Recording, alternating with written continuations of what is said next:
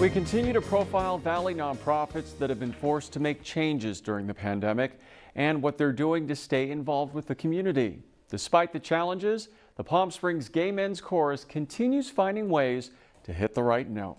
I spoke with President David Sanchez. David, thanks for joining us. Thank you very much for the opportunity to be with you this morning. It's really, really great that I get to do this.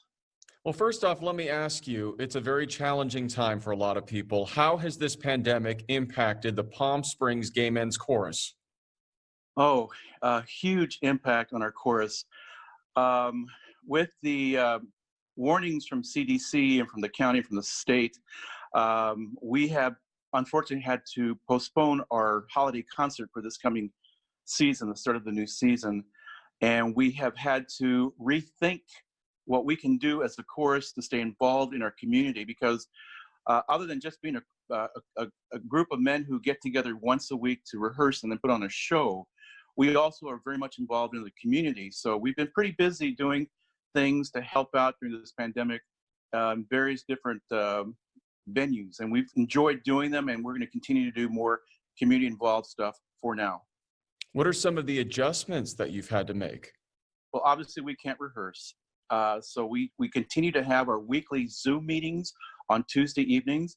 We've been getting about 35, 40 men who feel comfortable being, getting on Zoom.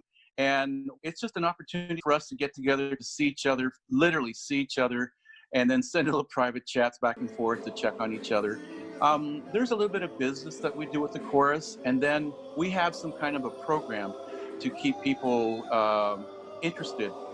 We had someone from DAP come talk to us about what to do in situations that we're living in today during this pandemic. We've had our accompanist Joe Baker sing a couple of songs at the end of our Zoom meeting. We're getting involved. We made over 700 masks for the Coachella Valley mask making organization. There was an effort to help out at Eisenhower Medical Center. We did a food drive for Martha's Village. I believe that's the one in Indio, to help them refill their pantry shelves. So we're busy. We're just keeping our thumb on what's happening in the community and how we can help in lieu of rehearsing and singing. I was about to ask, you're doing such great work, even though you're not able to sing right now, but are you still able to do anything musical? No, at this time we are not. We are actually we're doing a little bit of rehearsing on that Zoom meeting I was telling you about. We're going to start learning a song. We're going to learn our parts, and then we're going to send all this singing that we did on mic on Zoom to our artistic director, who's going to put it all together so it looks like we have some kind of a virtual choir. I think that's where choruses throughout the country are going to be going to, are these virtual choir type performances. All of us are nonprofits, and we still have to somehow raise some money to keep the chorus viable. All choruses throughout the entire country, and it's not just choruses. In the desert we have the Desert Winds Freedom Band. There's another group called Modern Men. There are other choral groups in Indio. They all are going to do whatever they can to keep their organizations viable and ongoing. That's what we're doing. So where do you go from here? Because at this point, it's unclear exactly when all of this is going to come to an end. Yes, you're right. We have organized a subcommittee of the chorus to talk about other different scenarios that we might be able to be involved in order to keep the chorus involved and motivated to stay in the chorus. For now, we know that there will not be a holiday concert at this point. But so what do we do between now and, say, December? And what can we do to keep everybody still interested in the chorus?